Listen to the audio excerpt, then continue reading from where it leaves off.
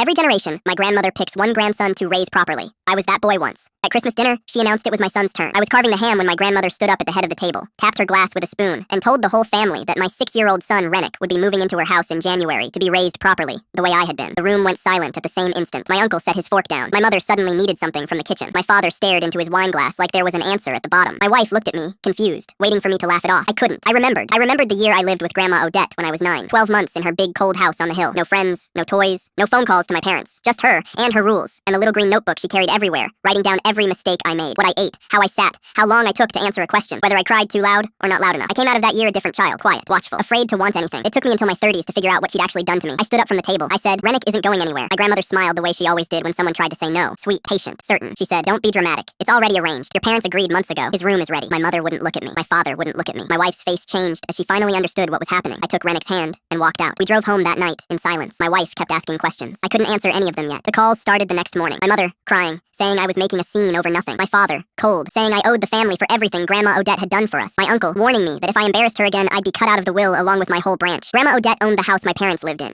She'd paid for my uncle's divorce. She'd bought 2 of my cousins their first cars. That was how she kept everyone in line. That was how she'd kept them quiet about me. I didn't answer any of them. 4 days later, I came home from work, and Rennick's overnight bag was gone from the hook by the door. My wife was in tears. She said my mother had come by with a court document, some kind of temporary guardianship form my father had signed years ago, and she'd taken him, just like that. I called every cousin I could think of, the ones Grandma had raised properly before me. My cousin Merritt, who lived 2 states away, didn't pick up. My cousin Halden, who I hadn't spoken to in a decade, answered, and immediately said, I can't help you, and hung up. I finally got through to my cousin Renly, the one who'd lived with Grandma the year before I did. She was quiet for a long time. Then she said, go get him tonight. Don't wait until morning, and whatever you find in that house, take pictures of all of it. I drove 7 hours through a snowstorm. The house sat at the end of a long driveway lined with dead trees. I parked past the tree line and walked up. The mudroom door was unlocked. It always had been. She never thought anyone would come. I found a study I'd never been allowed in as a child. The walls were lined with green notebooks, hundreds of them. Dates going back to 1961, each one labeled with a child's name. I opened the ones with my name and read a full year of my 9-year-old self, broken down into columns. Weight, sleep hours, punishments given, punishments earned, words that displeased her. There was a shelf of family financial records, too, going back decades. Every dollar she'd ever given anyone, and what she'd demanded in return. Under it, a fresh notebook, spine uncracked, with Rennick's name on the cover in her handwriting. I found him in the small blue bedroom at the end of the hall, the same one I'd slept in, awake in his pajamas, sitting on the edge of the bed. Grandma Odette was in the rocking chair across from him, reading aloud from a book of rules I remembered word for word. She looked up when I walked in. She wasn't afraid. She smiled and said, he's already doing so well. You'll thank me. You did. I didn't say anything. I picked up my son. I held up my phone and told her I'd been recording since the mudroom and that I'd photographed every notebook on those shelves. I told her the state police were already on their way. For the first time in 60 years, I watched my grandmother's face go blank. She's under investigation now. 2 of my cousins have come forward. The house on the hill is being emptied by people wearing gloves. My son is 8 now. He doesn't remember that night at all. I remember every second of it. But the thing that swallowed 4 generations of us ended in that blue room.